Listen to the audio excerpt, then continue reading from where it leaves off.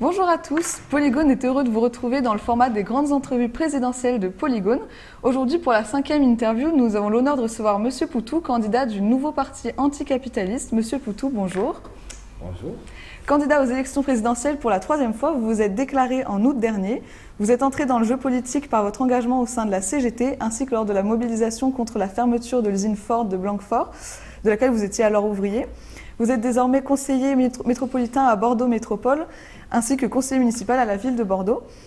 Votre programme politique est axé sur le travail, l'urgence écologique et sociale, ainsi que la rupture avec un régime que vous jugez inégalitaire, d'où le titre de votre programme « Nos vies valent plus que leurs profits ».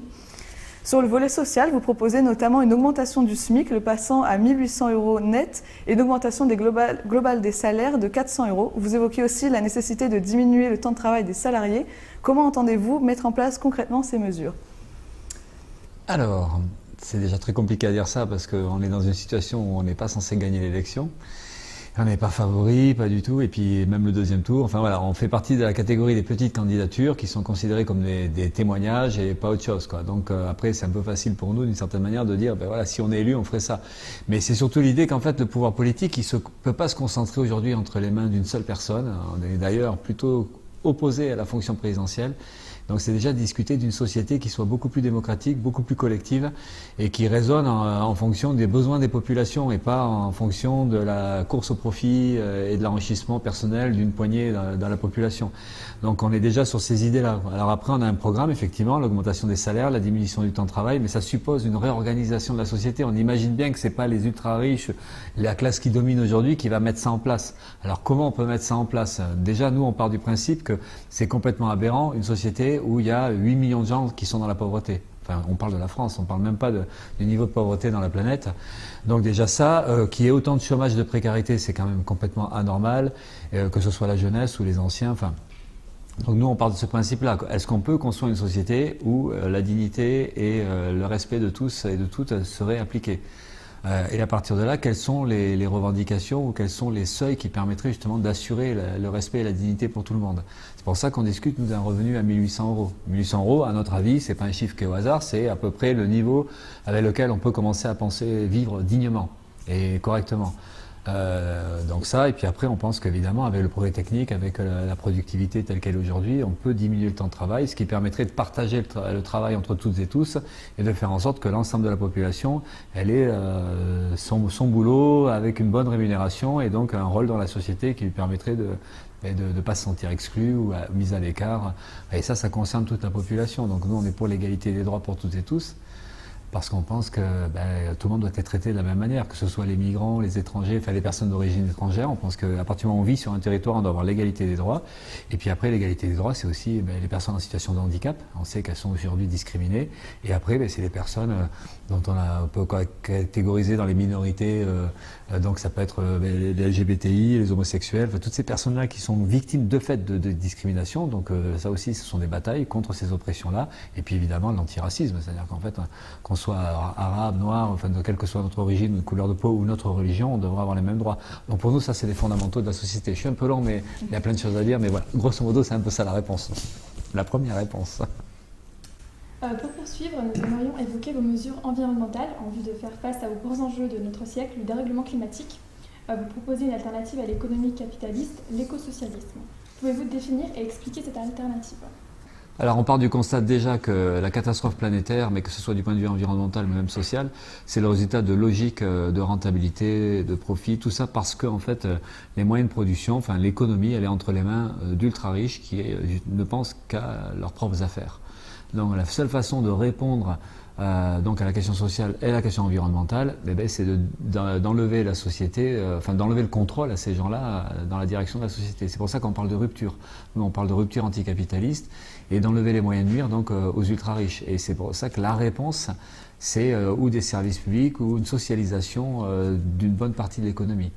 Et la question environnementale, elle se pose de cette manière-là. C'est-à-dire qu'on pense qu'aujourd'hui, par exemple, des entreprises comme Total doivent être expropriées, mais il devrait y avoir un service public de l'énergie qui permet justement de maîtriser la question de l'énergie. Alors quand on dit expropriation, socialisation, derrière c'est le contrôle de la population d'une manière ou d'une autre, c'est ça qu'il faut qu'on mette en œuvre et qu'on puisse faire des choix collectivement.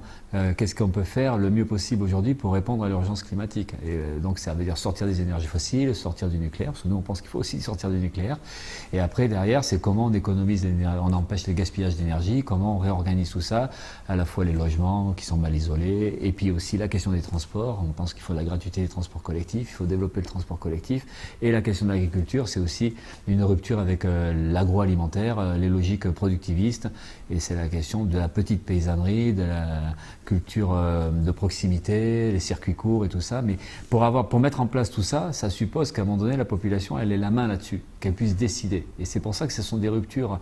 Et donc la réponse environnementale, c'est une véritable écologie radicale qui s'oppose à l'organisation économique telle qu'elle est aujourd'hui, donc qui s'oppose aux logiques capitalistes. C'est pour ça que nous, on pense que les premières réponses crédibles, c'est justement de discuter de ces problèmes-là. Et après, il faut une force. Et la force, c'est la population mobilisée. Merci pour votre réponse. Nous aimerions du coup aussi évoquer la place de la jeunesse au sein de la vie politique et de votre programme. Lors des dernières élections régionales, près de 90% des 18-24 ans ne sont pas allés voter. Comment comptez-vous mobiliser une génération désenchantée par la politique et quel message souhaiteriez-vous apporter à la jeunesse ? Ouais, alors c'est difficile de savoir comment ça peut se faire, mais ce qui est sûr, c'est que l'écœurement est là et le discrédit de la vie politique institutionnelle est là. Alors ça touche toutes les générations. Mais la différence, c'est que la jeunesse arrive dans un monde déjà bien abîmé et bien écœurant. Et effectivement, donc il n'y a rien qui donne envie quand on voit la politique telle qu'elle est. Alors comment on redonne envie? On n'en sait rien. Nous, ce qu'on essaie de faire, c'est de montrer que la politique, déjà, ça peut se faire autrement. Pour ça, nous, on n'est pas des politiciens professionnels. Enfin, moi, je suis le candidat d'un parti qui est constitué de militants et de militantes, mais qui vivons une vie normale, quoi. Enfin, on milite, on se bat et on fait ce qu'on peut et on essaie de dire les choses directement. Donc déjà, on pense qu'en faisant comme ça, on peut donner un petit peu envie.